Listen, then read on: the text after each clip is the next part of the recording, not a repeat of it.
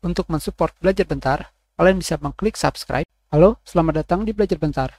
Sekarang kita akan belajar Windows 10 mengenai cara melihat spesifikasi komputer atau laptop, seperti melihat berapa bit dan versi Windows yang digunakan. Pertama, pada Start menu, kalian pilih Setting, dan kalian pilih Sistem, dan kalian pergi ke About.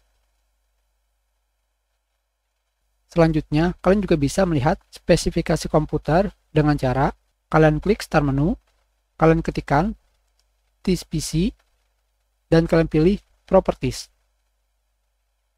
Kalian juga bisa melihat spesifikasi komputer dengan cara kalian pergi ke Start menu, kalian ketikkan About, dan tekan Enter. Ketiga cara itu sama. Kalian akan pergi ke halaman About. Di sini, pada setting, menu About, kalian bisa melihat nama device atau nama komputer kalian. Kalian juga bisa melihat prosesor yang kalian gunakan, RAM yang terinstall atau terpasang, ID, produk.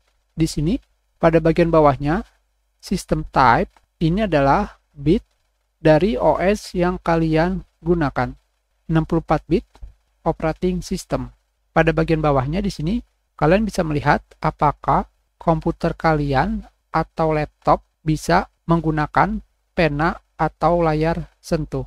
Sedangkan pada bagian bawahnya di sini, kalian bisa menemukan spesifikasi dari OS kalian. Yang pertama adalah kalian itu menggunakan Windows 10 edisi apa? Apakah Home atau Pro? Tentunya edisi Windows 10 banyak. Kalian bisa melihat versi Windows 10 yang kalian gunakan apa. Kalian bisa melihat OS Windows 10 kalian itu diinstal pada tanggal, bulan, dan tahun berapa. Kalian juga bisa melihat OS Windows 10 kalian itu menggunakan build berapa dan menggunakan fitur Experience Pack versi berapa. Hanya seperti itu saja cara melihat spesifikasi komputer atau laptop dan spesifikasi Windows yang digunakan. Kita sudahi pelajaran kita. Terima kasih. Kalian bisa memberikan komentar jika ada kesalahan atau ada yang ingin ditanyakan.